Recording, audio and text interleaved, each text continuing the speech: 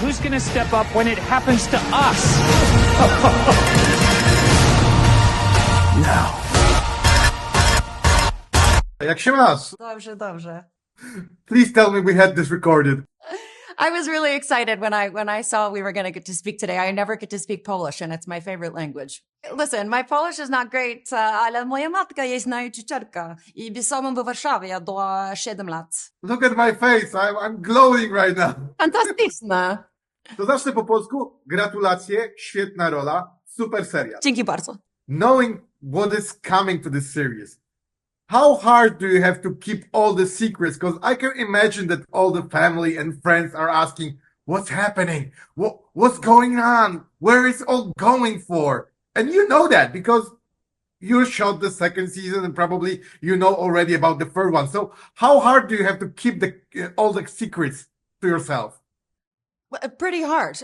There was certainly, that was definitely intensified by the fact that we did have to wait a little bit longer between seasons than we would have hoped due to certain circumstances. But once it did finally come out, it did feel like a pressure valve release because there were so many aspects of the story I would have loved to talk to my loved ones about that I knew we had to keep under wraps. So it feels like we can finally sigh now that it's out. We're talking right now after the final of the second season because this is what we are talking about. What are the goats for? Like, you know, I wish I had an answer for that. The amount of theorizing that has been done around the goats is one of my favorite parts of the culture of the show. And there was something I saw online. My brother sent me the other day, and someone said, "Oh, Devin is talking about Rickon being able to rock climb. That means he is a goat." And I thought, well, that's a fun stretch, but I'm willing to follow it. Great.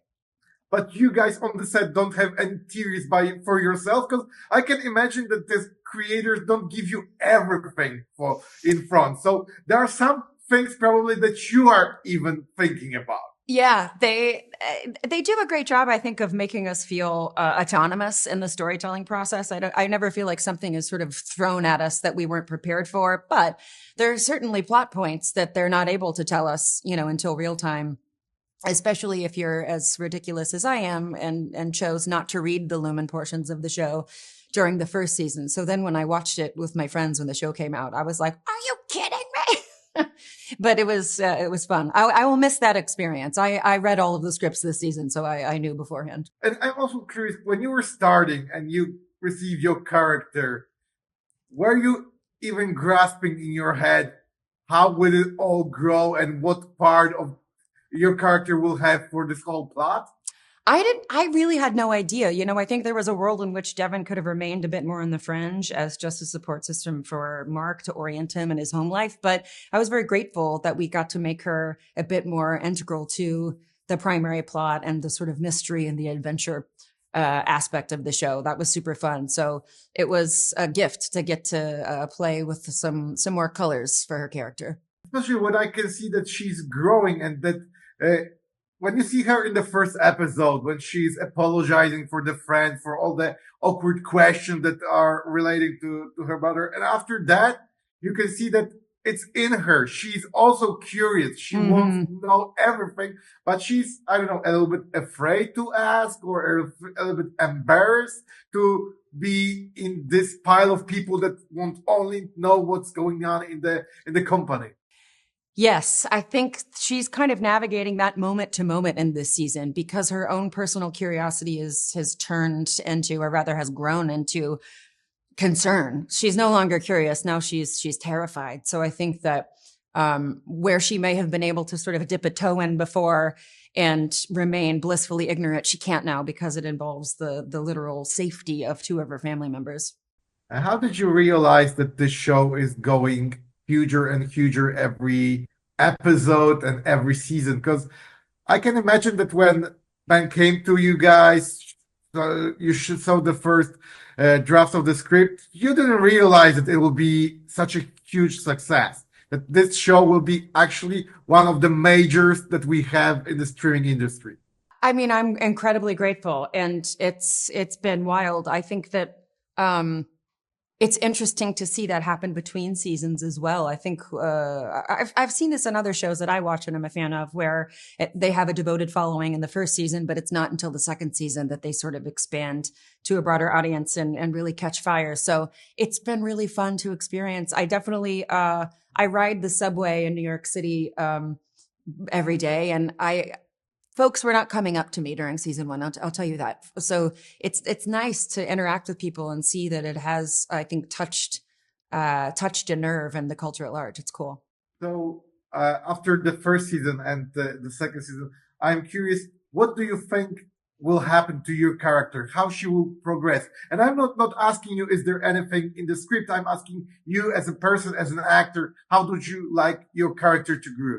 I would just love to see her be able to move the needle. You know, she's put so much on the line at the end of this season, so much of her own safety. She's created, I think, a bit of a fracture in her marriage because of this, because of what she's chosen. So it would be really cool to see that pay off. You know, she's obviously, her plans are thwarted at the end of episode 10. So it will be interesting to see if and when we continue the story, how that may or may not pay off. We'll see.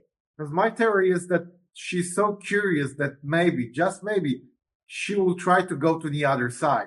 Like, how is it to be in the service? Actually, you might be right. Ona jest szalona. To jest prawda. Yes. Because this curiosity is moving the line in her life.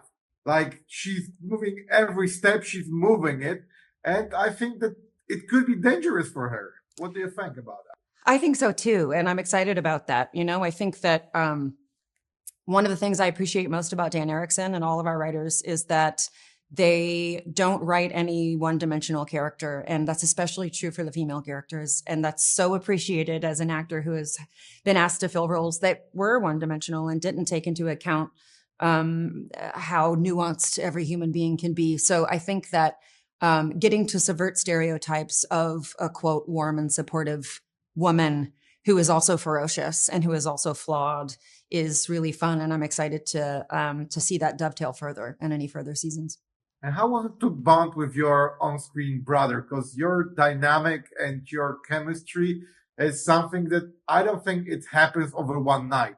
So how did you work on that? That it feels real. It feels like a normal family. You know, I feel very lucky. I mean, I couldn't be in better hands. Adam Scott, I think, is one of our greatest actors, and that's certainly on display here in these two roles he plays in the show. It felt easy early on. I think we felt really lucky about that. We shot season 1 at the height of the pandemic, and so when we were on set, everything in between takes was masked and shielded and distanced, and so we didn't have that normal runway you otherwise would, where you can go have splashy dinners with the cast or have a beer and bond and get to know one another. So we really learned on the job.